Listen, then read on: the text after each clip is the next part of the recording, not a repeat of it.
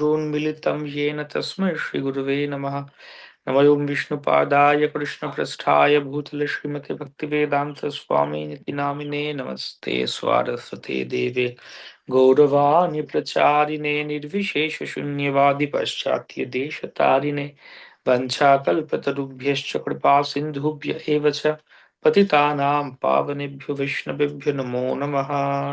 श्री कृष्ण चैतन्य प्रभु नित्यानंद श्री अद्वैत गदाधर शिवासदि गौर भक्त वृंदा।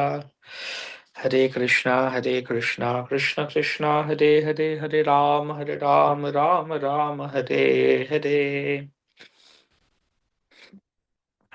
तो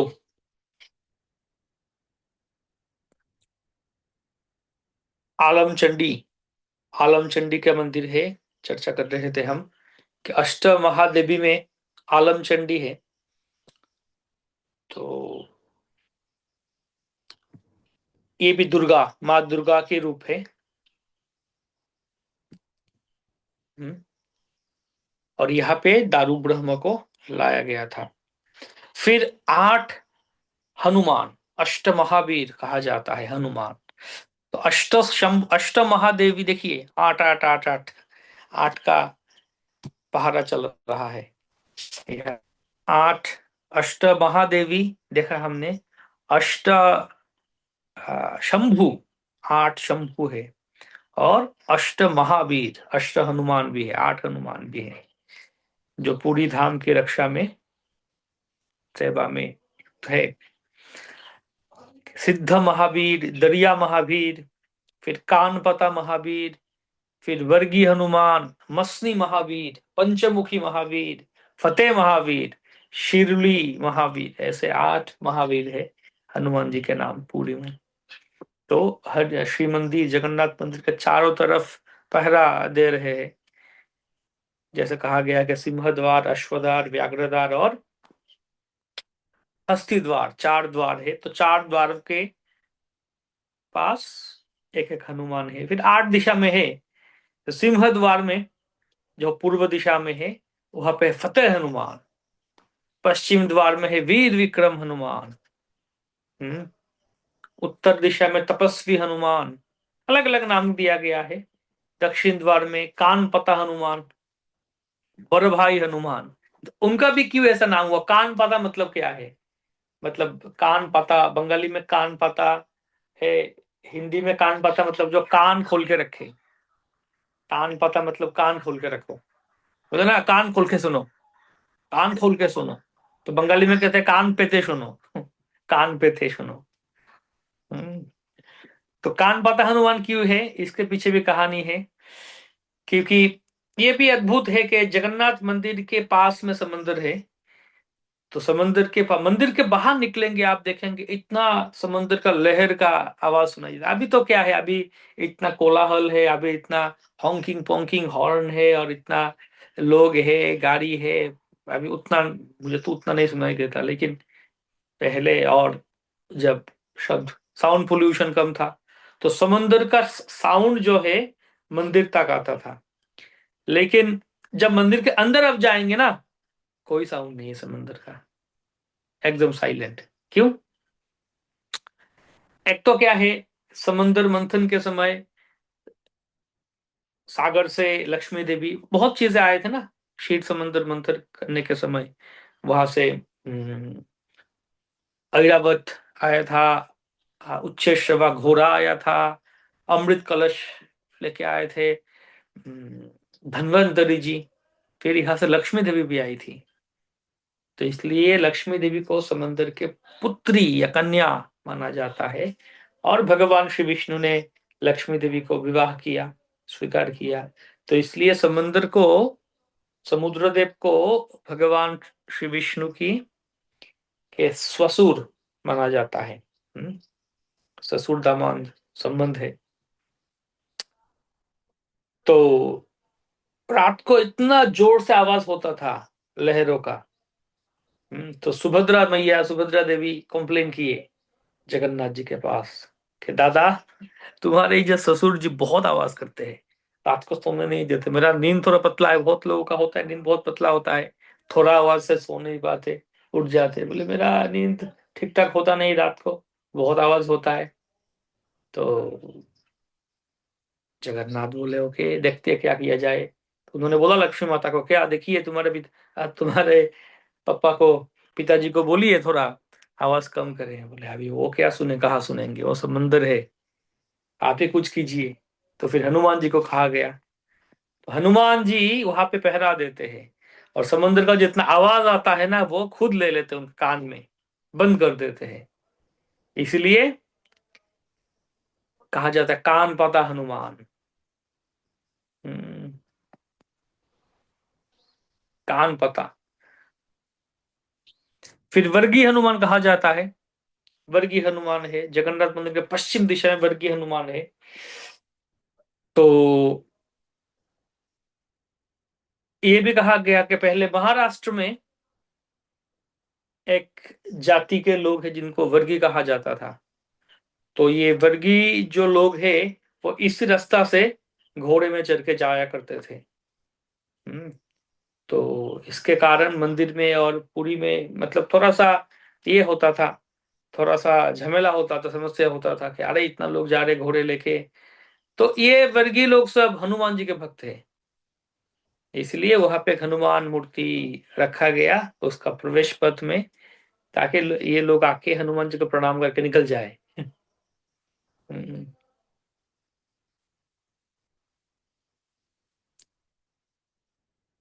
एक्चुअली ये वर्गीय जो है डाकू जैसे लोग थे, आके आक्रमण करते थे, लूटपाट मचाते थे। तो हनुमान जी का विग्रह मूर्ति लगाया गया, रखा गया यहाँ पे।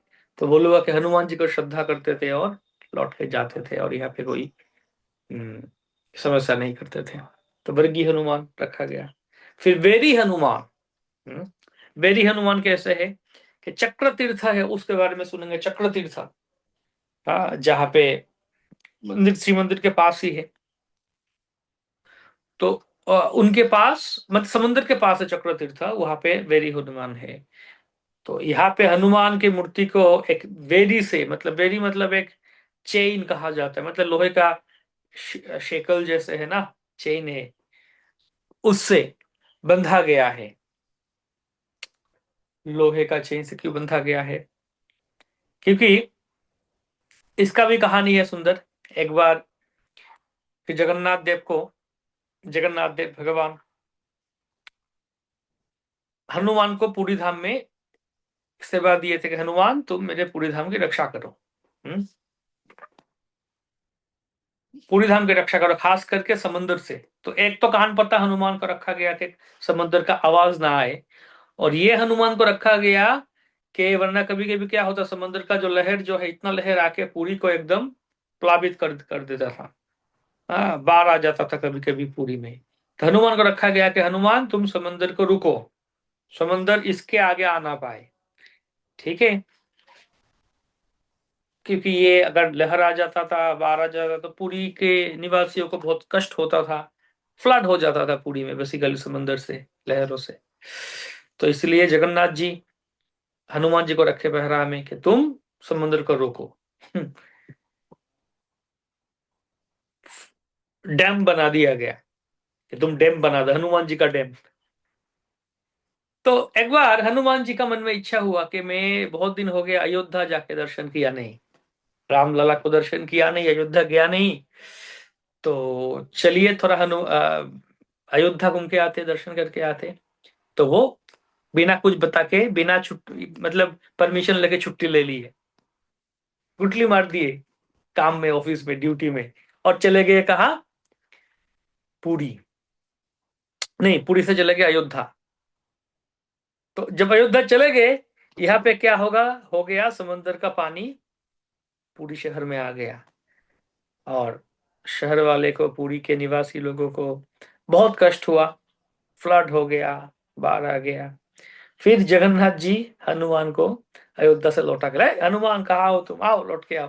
हनुमान लौट के आए, और यहाँ पे इस वेदी से, मतलब शेकल से, चेन से, लोहे का चेन से बांध के रख दिया। बोले तुम्हें बांध के रखा, यहाँ से तुम जा नहीं पाओगे, कभी भी इस स्थान छोड़ के मत जाना, तुम्हारी जिम्मेदारी निभाना है, ड्यूटी है तुम्हारा ये। तो हनुमान जी वहां पे है, वेरी हनुमान। या फिर उनको दरिया हनुमान भी कहा जाता है, दरिया को रोकते हैं तो दरिया हनुमान कहा जाता है। फिर तपस्वी हनुमान भी है यहाँ पे, कि यहाँ पे हनुमान जी का और एक विग्रह है। हम्म, ये अष्टभुज हनुमान भी कहा जाता है। अष्टभुज हनुमान, 8 हाथ है। और चारी चक्र हनुमान भी कहा जाता है, क्योंकि उनका हाथ में 4 चक्र है।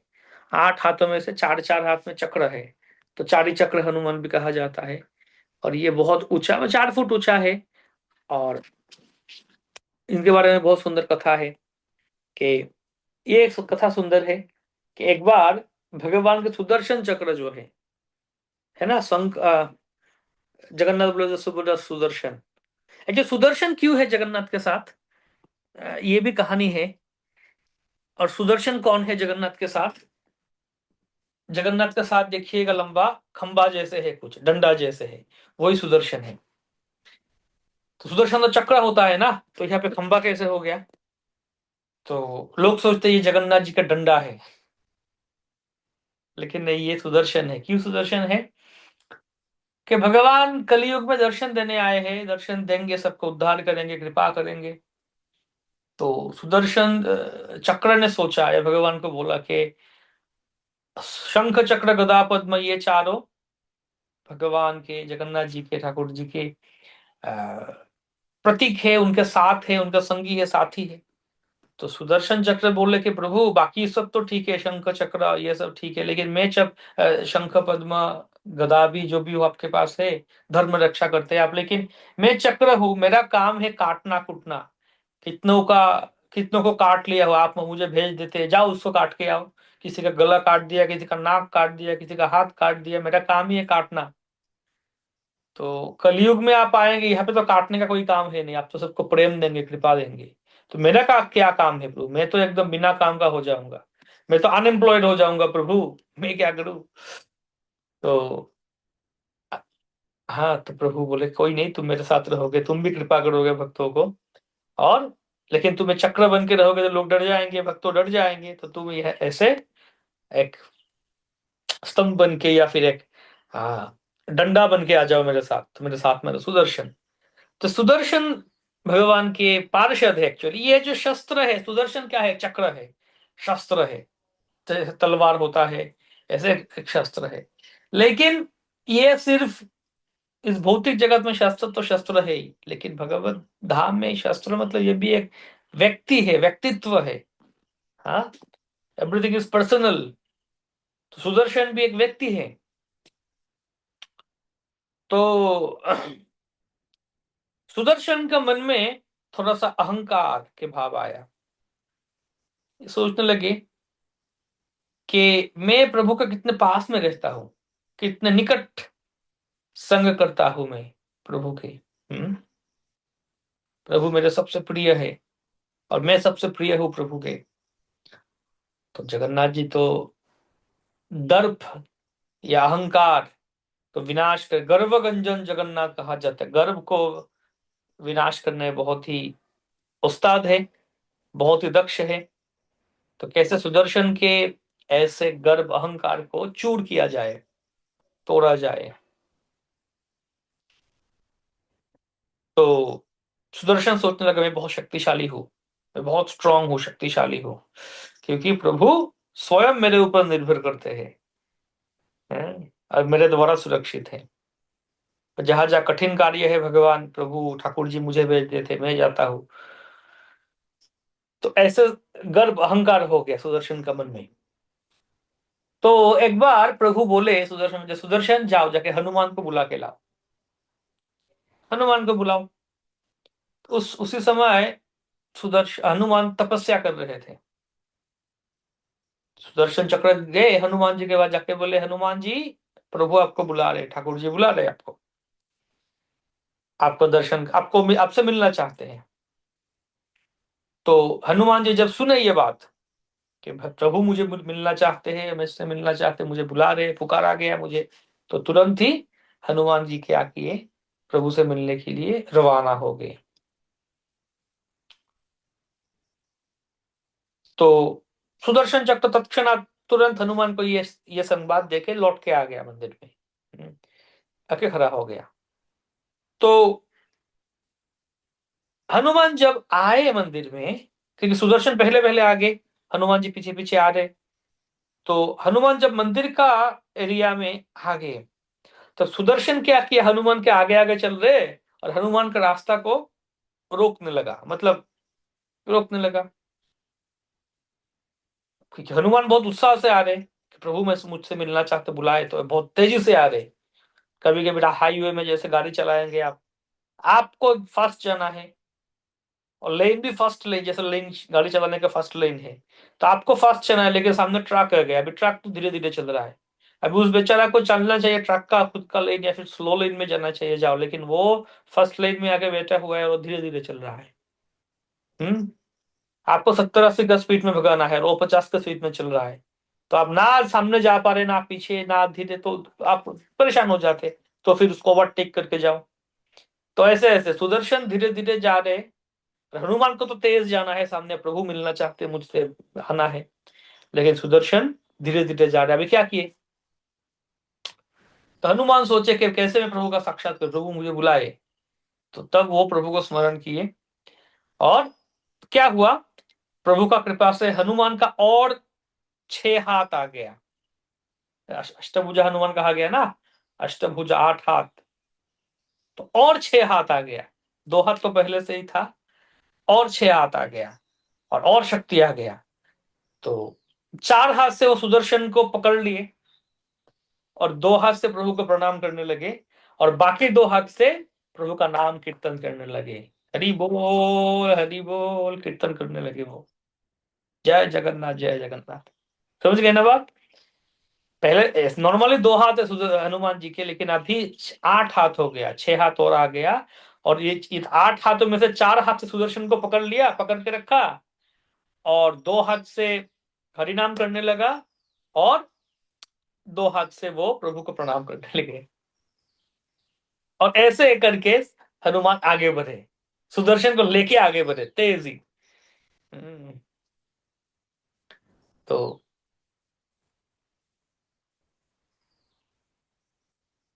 भगवान भी चाह रहे थे सुदर्शन को थोड़ा थोड़ा शांत किया जाए, सुदर्शन का को तो सबक सिखाया जाए। तो ये सबक सिखा दिया हनुमान जी के द्वारा। तो सुदर्शन को थोड़ा लज्जा हुआ, लज्जित हो गया सुदर्शन। हम्म। क्योंकि वो हनुमान जी को रोक नहीं पाया। तो इसलिए इसीलिए कहा जाते हैं कि प्रभु ने शाप दिया ही है सुदर्शन को। कि शाप क्या दिया कि कलयुग में सुदर्शन चक्र रूप में नहीं रहेगा, सुदर्शन क्या हो जाएगा, एक स्तंभ का रूप में जगन्नाथ के बाया साइड में रहेगा, लेफ्ट में रहेगा जगन्नाथ के, एक स्तंभ के रूप में। एक श्राप दिया, मतलब ये श्राप कुछ उतना ये नहीं है, मतलब ये भी लीला है प्रभु जी का, प्रभु का एक लीला है, कृपा करने के लिए श्राप दिया। तो सुदर्शन ने फिर प्रार्थना किया, प्रभु मुझे श्राप दे दिया, कृपा कीजिए मुझे। प्रभु बोले कोई डरो मत, ये अच्छा ही हुआ, क्योंकि तुम मेरे साथ रहोगे, और मेरे साथ साथ सब कुछ दर्शन करोगे। जब भी, और चक्र रूप में भी रहोगे तुम, मेरा मंदिर का ऊपर रहोगे चक्र रूप में, मेरे बगल में बाजू में लेफ्ट में तुम तो एक खंबा के रूप में रहोगे, स्तंभ के रूप में, लेकिन मेरे मंदिर के ऊपर तुम चक्र के रूप में रहोगे, और लोग तुम्हें दर्शन करके आनंदित होंगे, और तुम्हें दर्शन करके मुझे दर्शन करने का फल प्राप्त करेंगे। तो अगर सुदर्शन चक्र को दर्शन करते हैं हम मंदिर के ऊपर, तो भगवान को दर्शन करने के फल मिल जाता है। तो भगवान के भक्त हरिदास ठाकुर, रूप गोस्वामी, सनातन गोस्वामी, वे मंदिर में प्रवेश नहीं करते थे, क्योंकि वो सोचते थे कि हम, हरिदास ठाकुर तो यवन परिवार में जन्म हुआ वंश में, और रूप सनातन गोस्वामी हालांकि ब्राह्मण थे, लेकिन वो मुस्लिम नवाब के अंडर में काम करना शुरू किया, इसलिए उस समय में जात पात जात भेद बहुत था समाज में। तो अगर कोई मुस्लिम का संग कर रहा है, कोई ब्राह्मण का को नौकरी करना उचित नहीं है, ब्राह्मण जाके नौकरी करेगा ये उचित नहीं है। तो वो नौकरी करना शुरू किया मुस्लिम नवाब के अंडर में, इसलिए समाज भी उनको नीचा या फिर आउटकास्ट मानता था, वो भी अपने आप को बहुत ही तुच्छ मानते थे, और बहुत ही विनय विनम्रतावश नहीं जाते थे। हम्म। अष्ट शंभु या 8 महादेव है पुरी में। हम्म। क्या क्या, कपाल मोचन महादेव है, कामेश्वर महादेव है, क्षेत्रपाल महादेव है, यमेश्वर महादेव, मार्कंडेश्वर महादेव, ईशानेश्वर महादेव, विश्वेश्वर महादेव, फिर नीलकंठेश्वर महादेव। ऐसे 8 नाम है।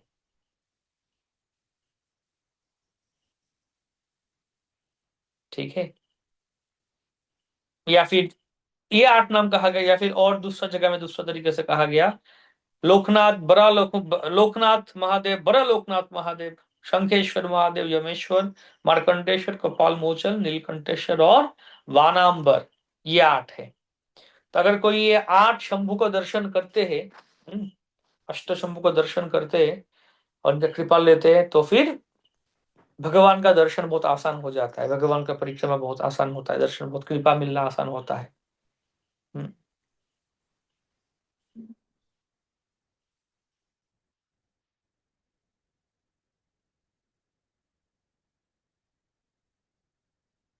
फिर वाटमंगला के बारे में कहा पहले ही। वाटमंगला देवी एक्चुअली जब ब्रह्मा जी आए थे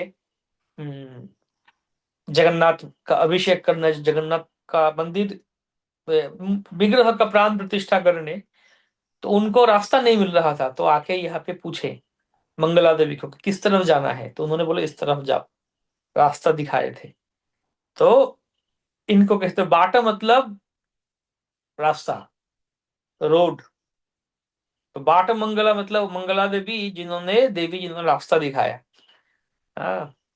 तो इसलिए ब्रह्मा तब खुश होके मंगला देवी के मूर्ति यहाँ पे स्थापन किए थे इस जगह में, बाटा मंगला इस जगह में।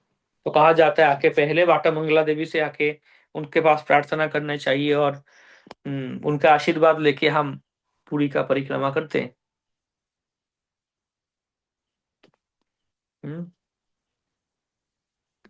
एक्चुअली रास्ता के ऊपर है वो बाटा मंगला। तो अभी भी जब बस वगैरह जाता है, लोग तो भी जब पैदल जाते हैं वहां पे रुकते हैं, प्रणाम करके जाते हैं। और जब बसेस वगैरह में जाते हैं कभी कभी बस भी वहां पे रुकता है, और मतलब रोड से दिखता है मंदिर, विग्रह भी दिखता है। तो वहां पे खड़े होके लोग प्रणाम करते हैं फिर जाते हैं। हम्म। तो तीर्थ यात्रा के समय सभी बाटा मंगल देव की पूजा करते हैं, ताकि उनका उनका यात्रा में कोई विघ्न ना हो। फिर चक्र तीर्थ। चक्र तीर्थ कहाँ पे है? श्री मंदिर से लगभग 3 किलोमीटर दूर में, ये समंदर तट में, सी बीच में है चक्र तीर्थ। तो क्या है यहाँ पे कि पूर्व में भार्गवा नदी के एक शाखा, भार्गवा नाम की नदी थी, उनकी एक शाखा इस जगह में आके समुद्र के साथ मिल गई थी। इसलिए इस जगह के नाम था बाकी मोहना, बांकी मोहना, या बंकू महाना, ऐसे भी कहा जाता है। बाकी मोहना या बंकू महाना या बांकी महाना, मोहना, ऐसे ऐसे नाम कहा जाता है।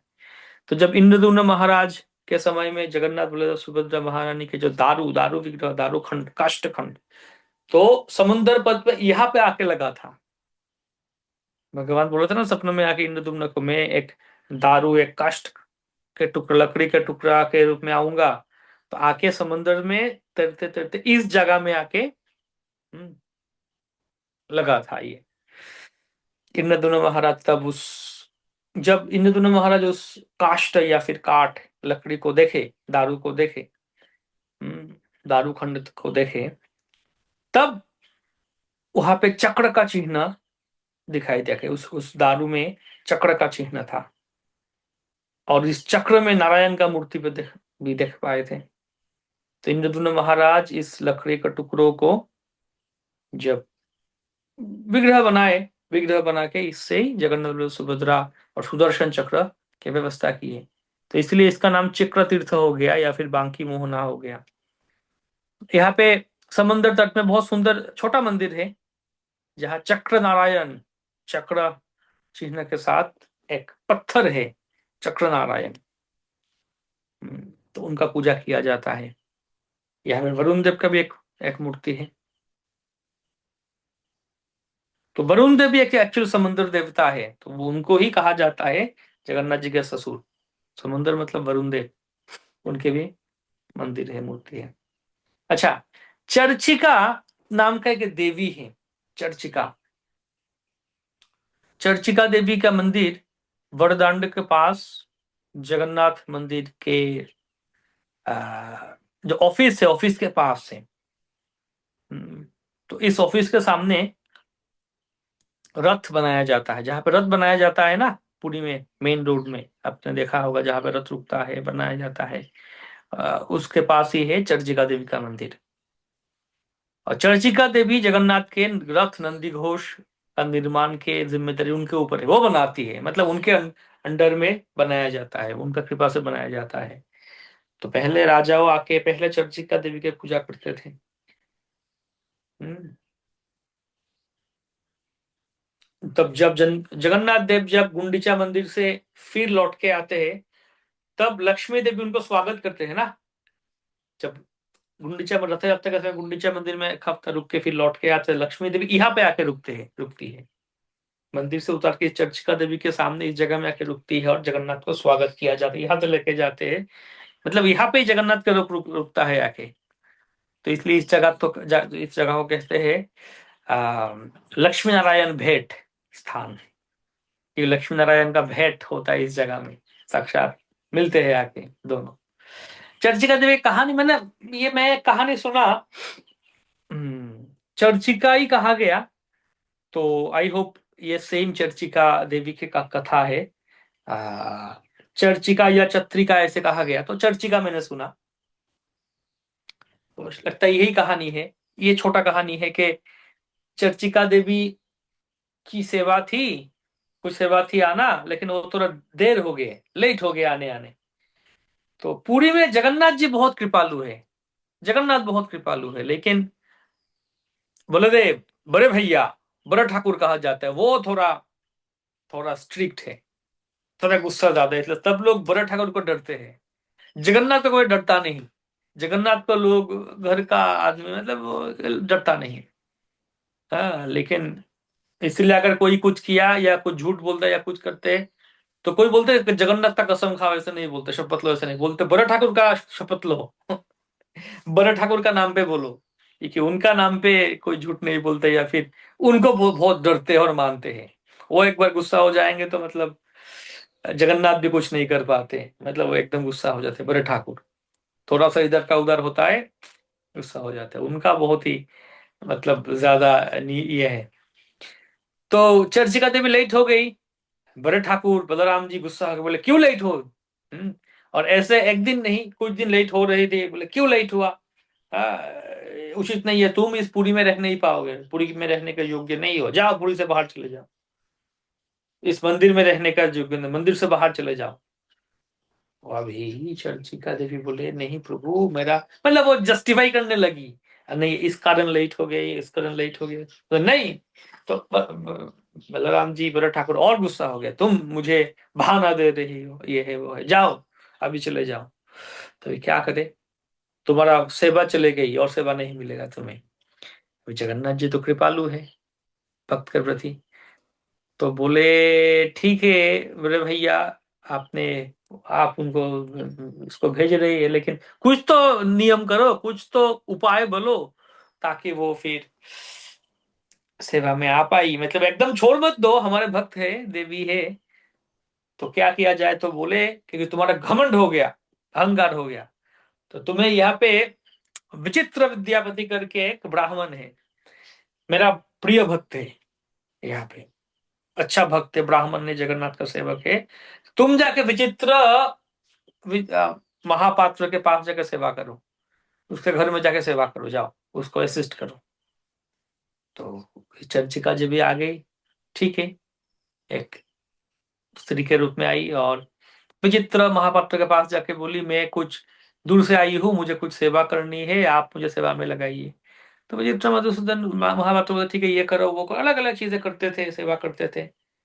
तो बहुत उम्र थे विचित्र मधु महापात्र, उम्र मतलब वृद्ध थे, तो वो पुत्री जैसे, कन्या जैसे देखने लगी, चर्चिका देवी की पिता जैसे मानने लगी। तो अच्छा सेवा कर रही थी, सब कुछ एकदम, तो जहां पे देवी होती है वहां पे तो एकदम चकाचक हो जाते हैं, एकदम चमक जाते हैं, सब कुछ एकदम अच्छा से चकाचक कर रहे, अच्छा सेवा कर रहे उनका घर में और सब कुछ। तो बाकी लोग भी बोला तुम कहाँ से आई हो, बोले मैं आई हूँ, मेरा घर मेरा और कोई है नहीं, तो मैं अकेली ही हूँ, मैं वहां पे रहती हूँ, बाजू में कोई गांव में, तो मैं आगे बोला यहाँ पे सोचा सेवा करूं, तो ये अच्छा ब्राह्मण मिले, विचित्र महापात्र उनका अधीन में से, मेरा पिता जैसे उनका अधीन सेवा कर रही हूँ। तो ऐसे पूरा साल बीत गया, और देवी आके बहुत विनम्र सेविका बन के सेवा कर रही थी। घमंड छोड़ के एकदम हम्बल सेविका, दासी बन के सेविका बन के सेवा कर रही, सब कुछ कर रही थी। तो एक दिन बारिश हो रहा था, ठंडी भी थी, और विचित्र महापात्र बाहर से आए, थोड़ा गीला भी हो गया, ठंडी भी, थोड़ा कांप भी रही थी, कांप भी रहे थे वो, और घर में आग नहीं था। तो उस समय आग जलाना उतना आसान नहीं था ना, अचानक फटक से आके आग जला दिया, मैच लाइट लाया, आग जला दिया, उतना आसान नहीं था। मतलब बहुत तरीका करके प्रोसेस करके आग जलाना हो। अभी शाम का समय हो गया, अंधकार भी है, बारिश भी है, कैसे आग जलाओगे? तो तब क्या किया देवी ने, क्या की, चर्चिका देवी अपने स्वरूप में आके, और लंबा हाथ भरा, मतलब एकमात्र जगन्नाथ मंदिर में आग थी, वो अखंड अग्नि है, सत्ययुग से अग्नि है, अखंड अग्नि। तो वो हाथ लंबा करके जगन्नाथ मंदिर से अग्नि लाके घर में दिया जला दिए, बोले ये लीजिए महापात्र जी, ये अग्नि है।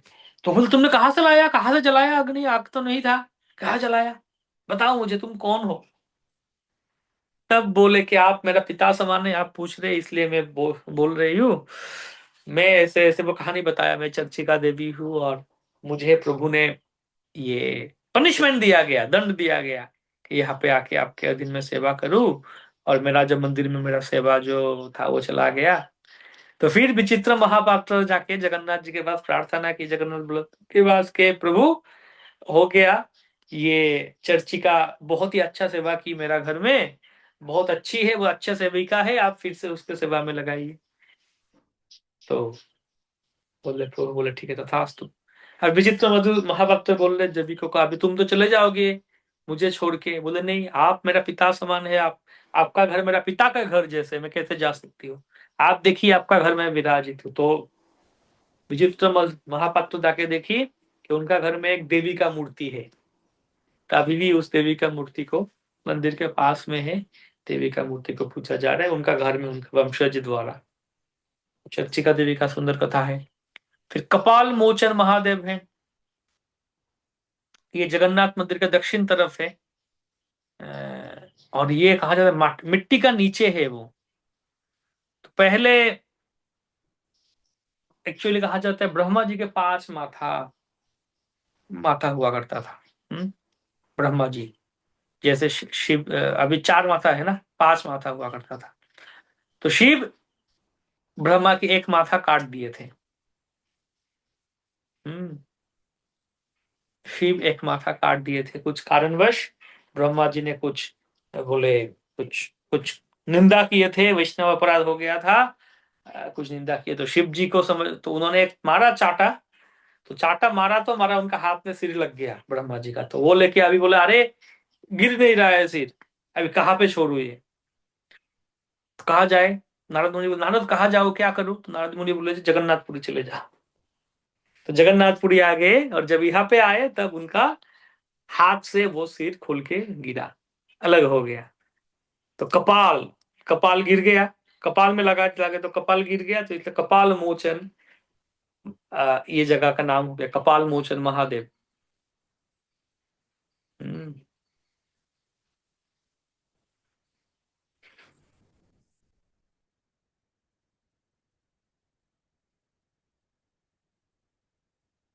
एक्चुअली यहाँ पे आ, पांच शिव भी का, अष्ट शिव तो है, इनमें से पांच शिव कहा जाता है, और पांच शिव को पंच पांडव कहा जाता है। ये भी है, पांच शिव को पंच पांडव, तो ये कपाल मुचल महादेव को नकुल भी कहा जाता है पंच पांडव में से, ऐसे पंच पांडव भी है कथा। फिर लोकनाथ महादेव, जो कथा बताए थे परसों के, लोकीनाथ हो गए, लोकीनाथ महादेव। हम्म, लोकनाथ महादेव पूरी धाम के पांच द्वारपालों में से एक, और पंच महादेव में से प्रधान है, और ये पंच महादेव पंच पांडव के नाम पे विख्यात है। और लोकनाथ महादेव है भीमसेन, भीम, उनको भीमसेन माना जाता है, अष्ट शंभु में से भी एक है। लोकनाथ रोड भी है, लोकनाथ रोड, वहां पे लोकनाथ महादेव है। पूछना लोकनाथ रोड किस तरफ है, रोड का नाम। तो ये लोकनाथ महादेव हमेशा, ये लिंग मूर्ति है और ये हमेशा पानी के नीचे ही रहता है, जल में रहता है, इसलिए दर्शन नहीं कर पाएंगे, दर्द दिखाई नहीं देगा। तो इस महादेव का दो तरफ दो सोने का सांप का मूर्ति है, और अनंत देव का आश्रम में ये शिव विराज करते हैं। तो फाल्गुन महीना में जो एकादशी तिथि आती है, वहां पे वहां के जो भक्त सेवक है, लोकनाथ महादेव को पानी के ऊपर लेके आते हैं और उनका पूजा करता है। तो इसलिए चतुर्दशी तिथि या फिर शिवरात्रि में जाके लोकनाथ महादेव को दर्शन कर सकते हैं। हम्म, पूजा होता है उनका।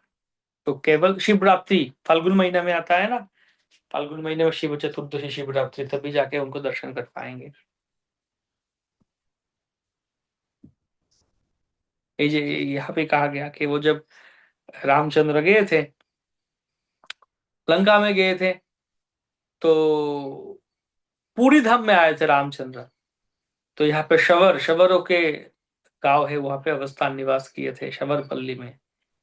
तो वो तो हर रोज शिव पूजा करते थे प्रभु रामचंद्र, लेकिन यहाँ पे कोई शिवलिंग नहीं था, तो इसलिए एक लौकी लेके आए, और जो शिवलिंग के जैसे आकृति था लौकी का। तो प्रभु रामचंद्र ने इस लौकी का पूजा किए थे और इसमें शिव जी का आह्वान किए थे, तो इससे ही लौकीनाथ हो गए। लौकीनाथ से बाद में लोकनाथ।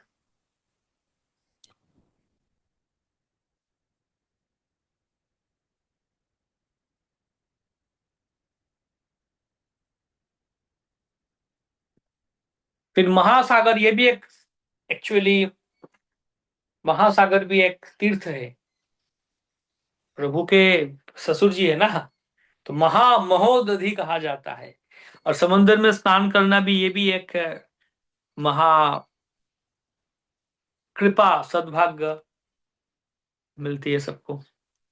ये समंदर में नहाना सिर्फ एंटरटेनमेंट, इंद्रिय तृप्ति के लिए, आनंद के लिए नहीं। हाँ, आनंद मिलता है समंदर में नहाना, लेकिन ये पुरी का समंदर में स्नान करना मतलब ये भी एक तीर्थ है। क्योंकि महाप्रभु वहां पे जाके हरिदास ठाकुर का जब प्रयाण हुआ था, उनको स्नान कराए थे, हरि नाम किए थे, तो ये महातीर्थ हो गया।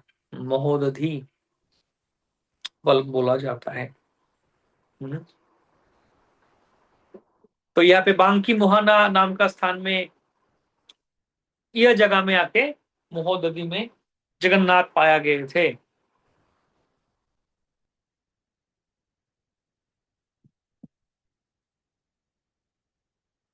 तो इसलिए समुद्र स्नान का विशेष महात्म्य है। लेकिन स्नान करने के समय सतर्क रहना चाहिए, क्योंकि बहुत दुर्घटना घट जाती है, भक्तों के साथ भी हो सकती है। हम्म, इसलिए सावधान से रहना चाहिए। स्नान करना है, दूर नहीं जाना चाहिए।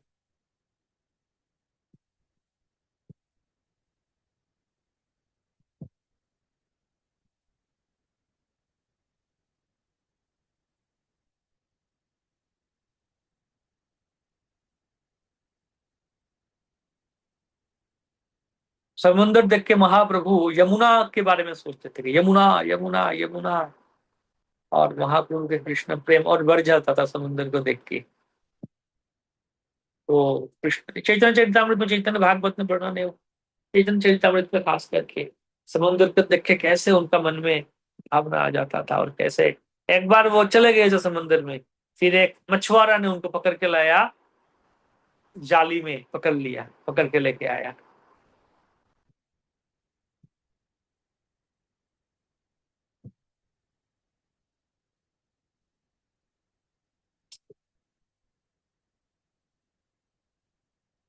वो भी कहानी है, समुद्र कैसे आए इस जगत में, लंबा कहानी है। फिर मार्कंडेय सरोवर के बारे में तो उस दिन बता ही रहे थे। मार्कंडेय कल्प वृक्ष है, कि मार्कंडेय ऋषि को अ, आशीर्वाद मिला गया था कि छोटा बच्चा मार्कंडेय नाम हुआ, जन्म हुआ। अभी ज्योतिषी ने राशि गिन के बताया, हॉरोस्कोप गिन के बताया कि ये लड़का अल्पायु है, अल्पायु है। इसका उम्र बताया गया लगभग कुछ 7 साल या ऐसे कुछ बताया गया, अल्पायु है, इस उम्र में मर जाएगा। तो जब उसका दिन आया मरने के, तब वो लड़का क्या डर गया, बोला अरे आज यमराज आके लेके जाएंगे मुझे। तो वो चला गया शिव जी का मंदिर में, और शिव जी का मंदिर में जाके शिव जी को पकड़, शिवलिंग को पकड़ लिया। और यमराज जाके ढूंढ रहे थे कहाँ गया, जाके देखा अरे ये तो शिव मंदिर में है, बोले चलो मेरे साथ चलो। लेकिन जब यमराज को देख के और डर गया लड़का, और पकड़ने लगे, महादेव महादेव मुझे बचाओ, मुझे रक्षा करो। एकदम छोटे बच्चे एकदम पकड़ के रखे महादेव को, महादेव मुझे बचाइए, मुझे बचाइए, मुझे बचाइए। इतना रो रहा था, इतना व्याकुल होके। यमराज खींच रहे थे और वो महादेव को पकड़ के रखे थे इतना। तो फिर शिव जी वहां पे आविर्भूत हो गए, आविर्भाव हो गया। बोले क्या हुआ, मुझे बचाइए। तो बोले यमराज क्या कर रहे हो, बोला ये लड़का, उसका आयु खत्म हो गया, तो उसको लेके जाना है मुझे। और शिव जी बोले नहीं, मैं उसका आशीर्वाद करता हूँ कि उसका उम्र होगा 7 कल्प। ब्रह्मा के एक दिन मतलब एक कल्प, 7 कल्प समय जिएगा। तभी 7 कल्प समय उस आयु हो गया, मार्कंडेय बड़ा ऋषि है। तभी 7 कल्प जिएगा। मतलब एक कल्प मतलब क्या है कि सत्य त्रेता दापर कली, ये जो 4 युग है, एक बार घूम के आता है तो फिर एक युग का साइकिल होता है। ऐसे 1000 बार घूमता है तो फिर एक कल्प होता है, ब्रह्मा का एक दिन।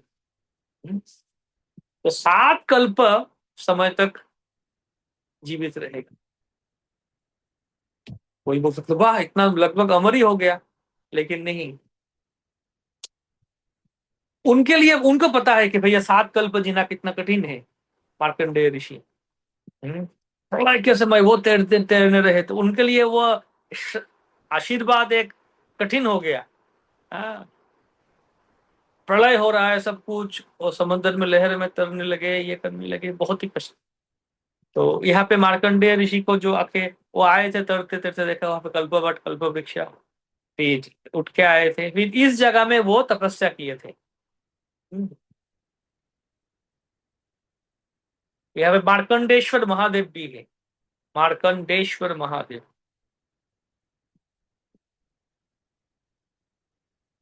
ब्रह्मा का हर दिन के बाद खंड प्रलय होता है एक्चुअली, हर एक दिन मतलब हर एक कल्प के बाद एक खंड प्रलय। तो मार्कंडेय ऋषि को देखना पड़ा ये प्रलय कैसे होता है, बहुत ही खतरनाक दृश्य है ना, सब कुछ विध्वंस हो जाता है, सारा पृथ्वी पानी में एकदम डूब जाता है, सारे समस्त दिवस सब विनाश हो, सब मर जाते हैं, अकेला अकेला हो जाते हैं, सब लोग विनाश हो जाते। तो लक्ष्मी नारायण ने दर्शन किए थे इस वट वृक्ष में, कल्प वट में। और फिर भगवान के वटपत्रशाही छोटा सा रूप, नन्हा सा छोटा सा जो रूप थे, शिशु मूर्ति, वो भी दर्शन किए थे। और वो जो शिशु मूर्ति वटपत्रशाही, वो अपने ही अंगूठी, पैर का अंगूठी हम्म, तो चूस रहे थे भगवान। छोटा बच्चा जैसे होता है ना, खुद का पैर लेके खुद का पैर का अंगूठी चूस रहे थे। तो मार्कंडेय ऋषि जाके उस छोटे बच्चे मतलब भगवान का छोटा रूप, वटपत्रशाही रूप के मुंह में घुस गए, और पूरा ब्रह्मांड सब कुछ दर्शन किए वहां पे। तो इस जगह में वो तपस्या किए थे, इसलिए इसका नाम है मार्कंडेय सरोवर। यहाँ पे नीलकंठेश्वर शिव जी का भी मंदिर है। तो हर एक ऐसे जो सरोवर है सिर्फ नाम का सरोवर नहीं है, ये तो बहुत जगन्नाथ का अलग अलग यात्राएं होते थे, होता है, लीलाएं होते हैं, अलग अलग यात्रा है जगन्नाथ जी के। मतलब जैसे रथ यात्रा है, ये तो एक रथ यात्रा है साल में एक बार, वो ही जानते हैं हम, लेकिन जगन्नाथ का अलग अलग यात्रा होता है, जगन्नाथ को लेके जाया जाता है।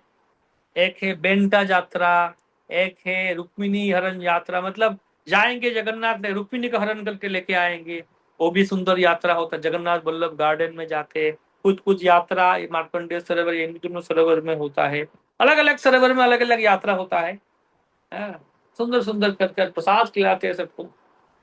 हाँ, हमारे जैसे निर्जला एकादशी थी ना कुछ दिन पहले, तो हमारे निर्जला एकादशी के दिन पुरी में वो रुक्मिणी हरण यात्रा होता है। और प्रसाद मतलब उनका तो वहां पे तो एकादशी नहीं है, तो एकदम खिलाते हैं भर पेट सबको। सब जो भी आएगा सबके लिए प्रसाद बनेगा एकदम। कोई बारात वाले, कोई लड़का वाले, कोई लड़की वाले बन के जाते हैं। और मतलब पूरा विवाह जैसे कि भगवान रुक्मिणी का हरण करेंगे, फिर विवाह होगा, ये पूरा पूरा व्यवस्था है। फिर मासी माँ मंदिर कहते हैं, मौसी जैसे हिंदी में मौसी कहते हैं, तो मासी कौन है? मौसी माँ कहा जाता है उड़िया में। उनको अर्थ, एक तो मौसी गुंडीचा देवी को भी मौसी कहा जाता है, गुंडीचा देवी मासी माँ कहते हैं। दूसरा एक मासी है, अर्धाशिनी देवी का मूर्ति है। एक ये भी एक देवी है, अर्धाशिनी मूर्ति, अष्ट महाशक्ति में से एक है। तो ये भी चर्चिका देवी भी एक है अष्ट महाशक्ति में। तो उनका नाम अर्धाशिनी क्यों है? कहा जाता है कि वो एक नदी है मात्यानी, उस नदी का पानी आधा एक चुस्की में पी लिए थे। हाँ, एक चुस्की में आधा जल पी लिए थे नदी का, इसलिए उनका नाम हो गया अर्धाशिनी देवी। अशिनी मतलब जो पीती है, तो आधा पानी पूरा पी ली थी, आधा पानी पी लिए थे। तो एक बार ऐसे हुआ था कहानी कि लक्ष्मी देवी श्री मंदिर छोड़ के चले गए थे। श्रिया चंडालिनी कहानी है, बहुत लोगों ने देखा भी होगा, ये फिल्म भी बने थे। और बहुत ये तो प्रसिद्ध कहानी है श्रिया चंडालिनी, कि जगन्नाथ जाए, लक्ष्मी देवी जाके एक चंडालिनी के घर में जाके कृपा किए थे। बलदेव, बलभद्र ठाकुर, बड़े ठाकुर गुस्सा हो गए थे और गुस्सा होकर निकाल दिए थे लक्ष्मी देवी को। लक्ष्मी देवी शिव मंदिर छोड़ के चली गई थी, और इसके कारण जगन्नाथ बलदेव वो दरिद्र गरीब हो गए थे। तो बहुत ही भूखमारी शुरू हो गया था, खाना वाना नहीं मिल रहा था, खाना नहीं है। दोनों ठाकुर का खाना बंद हो गया, कोई खाना नहीं है। तो भिक्षा में गए थे। अभी भिक्षा करने गए, जहां पे भिक्षा मांगते वो भी खाली हो जाता है? कोई एक मूढ़ी वाला, है तो मूढ़ी ये कर रहा था, मूढ़ी मुर्खी बोलता है, बोलते हैं उड़िया या बंगाली, मूढ़ी मुर्खी। तो मूढ़ी बेच रहा था वो। जाके बोला थोड़ा मूढ़ी देंगे हमें, हम ब्राह्मण हैं। तो बोले ठीक है लो। तो जब देने गए थे, एक हवा आया, हवा का जो सारे मूढ़ी उठ के चला गया। और ये मूढ़ी वाला बोला अरे तुम दोनों ये हो, अ, पनौती हो, बोल के मारने लगा, वो भागने लगा। फिर एक जगह एक कुएं था, कुआ का पानी पीने गए, बोले चलो पानी तो पीते, कम से कम पानी पीने गए, आगे कुएं का जल सूख गया। तो ऐसे श्राप दिए लक्ष्मी देवी, तो कहीं खाना ना मिले इन दोनों को। तो खाना भी नहीं मिला, पानी भी नहीं मिला, बोलो बहुत परेशान हो गए थे। हम्म। तो जब जगन्नाथ बलदेव चले गए थे मंदिर छोड़ के, तो सुभद्रा देवी इस अर्धाशिनी देवी मतलब मासी का माँ का मंदिर में रही थी। जब उल्टा रथ होता है ना, उल्टा रथ के समय रथ यहाँ पे आके रुकता है, मासी माँ मंदिर के सामने, ये बड़दंड में ही है, मेन रोड के ऊपर ही है। ये मासी माँ मंदिर, दर्शन किया वो सुंदर मंदिर। तो यहाँ पे रुकता है, और यहाँ पे पोड़ा पिठा भोग लगाया जाता है। भगवान को लगाया जाता है पोड़ा पिठा, और फिर देवियों को भी पोड़ा पिठा भोग। ये एक पिठा, जगन्नाथ का पिठा बहुत पसंद है, अलग अलग टाइप का पिठा होता है, पोड़ा पिठा। फिर जाते हैं हम नीलकंठेश्वर महादेव में। नीलकंठेश्वर महादेव मंदिर एक्चुअली क्या है, पुरी में हर जगह में बहुत रेस्ट्रिक्शन है, फोटो भी नहीं खींच सकते, कुछ नहीं, इसलिए ज्यादा कुछ फोटोग्राफ है नहीं पुरी का। हम्म, तो एक से अच्छा भी है ना, लोग फोटो खींचने में व्यस्त हो जाते हैं। जाइए दर्शन कीजिए, फोटो खींचने अलाउड है नहीं, तो इसलिए उतना फोटो नहीं बता दिखा पाते हम। नीलकंठेश्वर मंदिर है, शंख क्षेत्र का पूर्व प्रांत में, गुंडीचा मंदिर का पीछे नीलकंठेश्वर। जैसे बताया गया मार्कंडेय सरोवर के पास है। तो इंद्रदुम्न सरोवर, ये सब सरोवर पास पास है, मार्कंडेय सरोवर, इंद्रदुम्न सरोवर एक ही रास्ता में है। तो बाजू में ही नीलकंठेश्वर महादेव है। और इनको सहदेव कहा जाता है। तो लोकनाथ महादेव हो गए भीम, और कपाल मोचन महादेव हो गए नकुल, और ये नीलकंठेश्वर महादेव हो गए सहदेव। अर्जुन और युधिष्ठिर बाकी वो भी है, बाकी महादेव। हम्म, हरे कृष्ण, हरे कृष्ण। मार्कंडेय सरोवर, श्वेत गंगा, श्वेत गंगा कहानी तो उस दिन बता दिया था आपको। श्वेत गंगा तो कैसे वो ब्राह्मण डुबकी लगा श्वेत गंगा में और आ गया हुगली में, और फिर विवाह किया यहाँ पे, पुत्र हुआ, फिर चले गए, फिर 36 में से और एक सेवा ऐड किया गया उनके लिए, राजा के पास जाके बोला, पूरा कहानी। तो यहाँ पे पंच तीर्थ कहा जाता है, 5 तीर्थ। अगर कोई इस 5 तीर्थ में से कोई एक में भी स्नान करता है तो फिर कभी भी उसको बहुत ही जगत में आने का जरूरत नहीं। क्या क्या 5 तीर्थ? मार्कंडेय वटे कृष्णा, कृष्ण रोहिण्याम च महादधो, इंद्रिय दुम्ने नरास नाथ वा पुनर्जन्म न विद्यते। तो 5 जगह में स्नान कर सकते हैं। क्या क्या 5 जगह है? ये मार्कंडेय सरोवर है, मतलब ये 5 जगह में अगर स्नान करेंगे तो फिर और पुनर्जन्म नहीं होगा।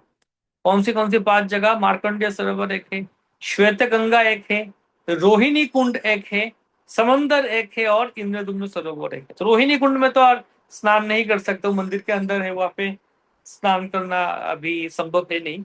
मार्कंडेय सरोवर में स्नान कर सकते, श्वेत गंगा में भी कर सकते, और समुद्र में तो कर ही सकते, सब तो करते ही करते समुद्र में, महोदधि में। बाकी चारों में करते या ना करते, लेकिन समुद्र में सब स्नान करते ही करते।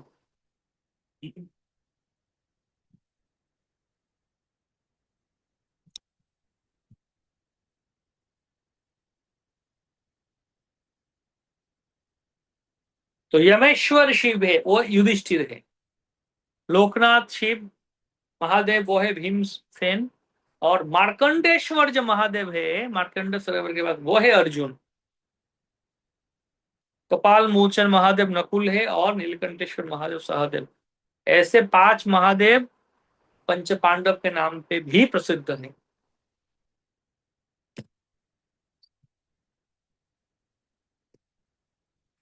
रोहिणी कुंड तो ये विमला देवी के सामने है, मंदिर के अंदर ही है, मंदिर कोर्टयार्ड के अंदर ही है ये रोहिणी कुंड है।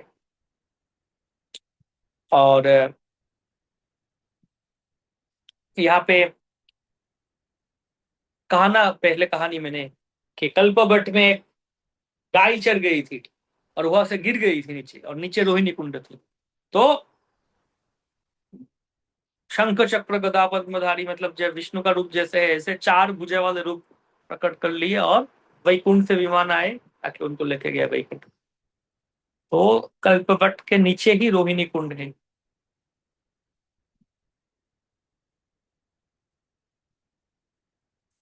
और एक्चुअली ये गाय की कहानी है, और एक ये की कहानी भी है। जब इंद्रदुम्न महाराज यहाँ पे आए थे नीलमाधव ढूंढने, तब वो आके देखे यहाँ पे कि एक कौवा इस रोहिणी कुंड में गिर गया, और वो गिर के ही, पानी में गिर के 4 भुज वाले रूप प्रकट कर लिया और वैकुंठ में चला गया।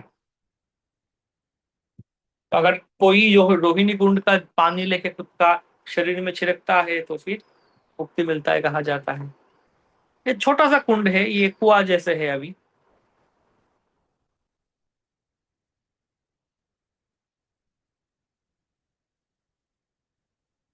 ठीक है। फिर है स्वर्ग द्वार। ये जगह है स्वर्ग द्वार, ये हमारे इस्कॉन मंदिर है पुरी में, देखिएगा। तो इस्कॉन मंदिर जाते वक्त सामने आता है स्वर्ग द्वार। स्वर्ग का देवता लोग यहाँ पे आते हैं पुरी में, जब दर्शन करने आते हैं ना, इस तरह इस जगह से आते हैं। स्वर्ग का, स्वर्ग से मतलब स्वर्ग जाने आने का द्वार, मतलब दरवाजा, स्वर्ग का दरवाजा है। हाँ, तो देवता लोग सब यहाँ पे आए थे। अभी भी यहाँ पे एक टुकड़ा का पत्थर है, स्वर्गद्वार, स्वर्ग आए थे, स्वर्ग से आए थे। तो यहाँ पे अभी शमशान है। हम्म, तो जो जो लोग मरता है तो उस शमशान में जाके जलाया जाता है। तो यहाँ पे अगर कोई मरता है और किसी को जलाया जाता है तभी तो स्वर्ग ही जाता है आसानी से।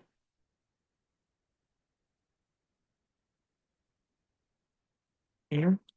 अगर कोई मरने के बाद यहाँ पे जलाया जाता है तो फिर स्वर्ग जा सकता है।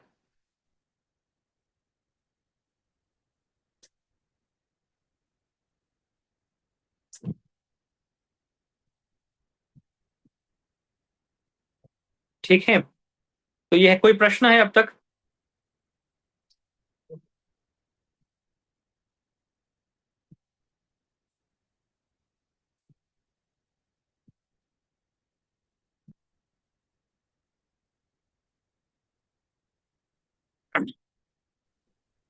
हरे कृष्ण प्रभु जी, साधु प्रणाम। प्रभु अरे जी, जैसे आपने महादेव का बताया कि 5 महादेव हैं, वो 5 पांडव भी हैं। तो मतलब वो क्या, जैसे गौर लीला में हम देखते हैं कि एक ही पर्सन के अंदर बहुत सारे लोग थे, वैसा कुछ है या कोई और तत्व उसके अंदर है? मतलब मेरे को समझ नहीं आया। हाँ, ये 5 शिव जो है, पंच महादेव जो है, 5 अर्जुन मतलब वो हम ये में देखते हैं, गौड़ लीला में भी है, कृष्ण लीला में भी है, अलग अलग। जैसे प्रद्युम्न, कृष्ण के पुत्र प्रद्युम्न। तो प्रद्युम्न जो है वो भगवान के वासुदेव संकर्षण प्रद्युम्न अनिरुद्ध चतुर्व्यूह में से प्रद्युम्न है। फिर प्रद्युम्न को कामदेव भी कहा जाता है, उनके अंदर कामदेव भी है। तो एक ही व्यक्ति में दो हो सकते हैं। तो यहाँ पे शिव जी कहा जाता है, लेकिन क्योंकि वो पंचपांडव भी साधारण नहीं ना, भगवान का पार्षद है, भगवान के भक्त है, तो उनका भी प्रकाश कहा जाता है।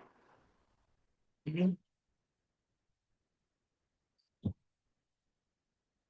इसलिए उनको पंचपांडव कहा जाता है।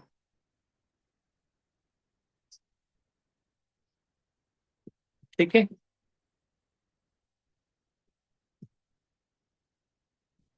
तो ये है, स्वर्ग द्वार तक चर्चा किए।